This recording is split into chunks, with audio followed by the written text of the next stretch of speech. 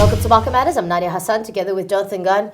I don't know about you, but we're talking about stocks with momentum, but I feel like a week has flown by. I don't know where it's gone.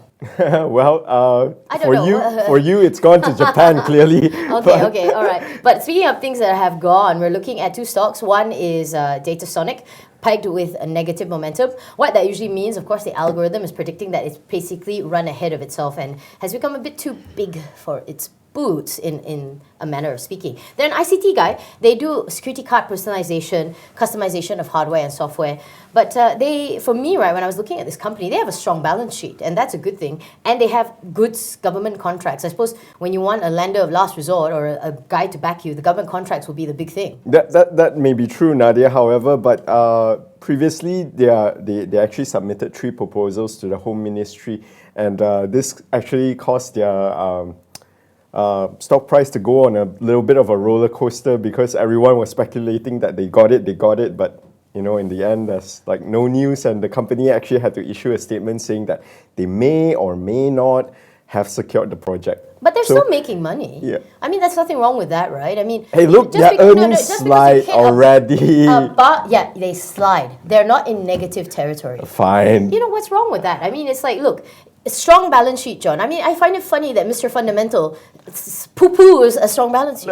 Look. No. It's not that I'm trying to poo-poo the stock, but look, it is very volatile, and looking at a 3-year trend, if you don't mind a little bit of volatility, then okay, fine. Datasonic. Don't sound so sneering when you say that. Some people Datasonic do like that volatility. Yeah. This is a trade. It's perhaps a trader stock. It could be good for that.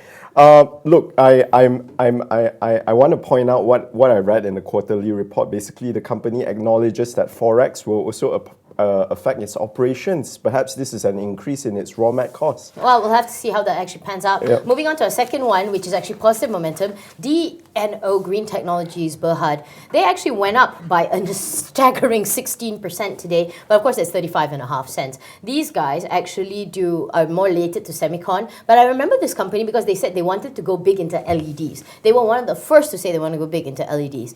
Do you have an LED bulb? Do you use LED bulbs? Not one particularly, I mean. No, I don't recall, but anyways. It's environmentally friendly. It is. I think that the company is overly expensive, and I think that better companies like IQ Group have already mopped up a lot of the market share.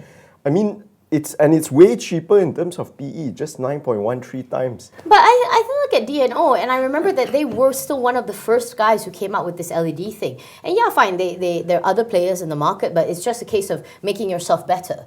I've always had this argument with you. I don't think competition is bad. I think it's actually a pretty kind of good thing. I mean, there's got to be more demand for building spaces, more demand for green buildings, especially. And these guys, because let me say, as big as the other group is, they can't supply every single Tom, Dick, and Harry. That may be fair, but I'm looking at their margins also. The high PE scares you, isn't it? Just admit it, it scares you. It does, 55 times, and some more.